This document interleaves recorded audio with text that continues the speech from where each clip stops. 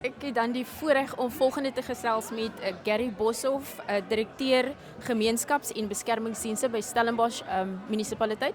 Gary, baie dankie dat jy vandag met ons gesels. Ja, dankie vir die geleentheid, Geraldine.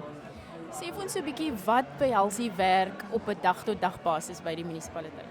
Ag, toevallig is ek vandag hier by die groot 21 km wedloop en een van die verantwoordelikhede by die munisipaliteit is ek kyk na events aansoeke. Jy weet Stellenbosch, net soos die Parel in Drakensberg, is bekend vir sy groot events wat plaasvind as 'n toeriste lokaliteit. So dis een van die aspekte, maar ek is ook verantwoordelik vir beskermingsdienste soos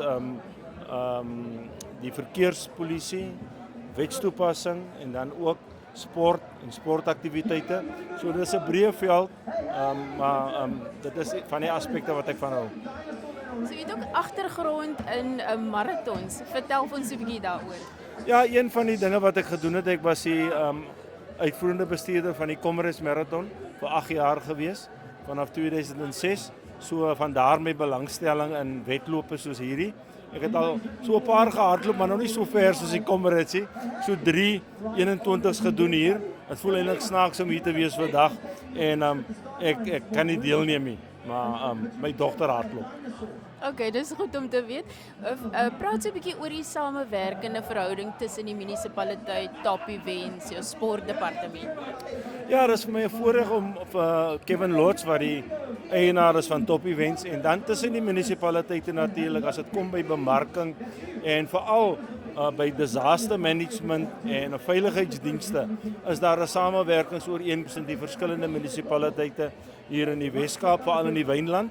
En tussen Stellenbosch munisipaliteit en Drakensberg werk ons nou saam. Veral as dit kom by waar daar vure is, dan maak ons van ons hulpbronne beskikbaar. Wanneer ons by Stellenbosch 'n situasie het waar jy groot brande het, dan snel Drakensberg ons altyd te hulp.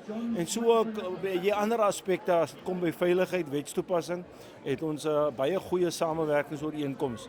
En dit is waaroor dit gaan, dat ons as buurmunisipaliteite mekaar moet bystaan en ondersteun om seker te maak dat ons inwoners die beste dienste kry. Absoluut. Hoe dink jy bring 'n dag soos vandag gemeenskappe bymekaar? Jy was 'n sportanalis op SuperSport. Hoe bring sport en 'n geleentheid soos hierdie gemeenskappe bymekaar? Ja, ek dink dit speel 'n bepaalde rol en veral 'n wedloop soos hierdie wat 'n ryk geskiedenis het. Ek het nou net met 'n dame gepraat wat sê haar man het al 21 kilometers hier in Wellington gedoen. Maar dit gee vir jou 'n idee dat op 'n jaarlikse basis berei mense hulle voor vir saam of byeenkomste soos hierdie en dit is geleenthede waar hele families kan deelneem en by mekaar kom sodat dit daai saamsnoerende effek, maar dit help ook met verskeie aspekte.